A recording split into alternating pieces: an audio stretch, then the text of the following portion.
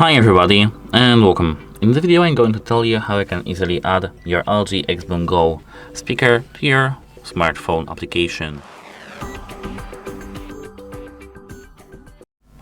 Here we have our application, LG XBOOM. We have to tap this application and now we have to tap connection. Here we have some tutorial for us.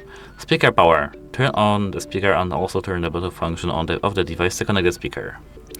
Press the Bluetooth button, press and hold Bluetooth button on the speaker, and here we have Bluetooth connection.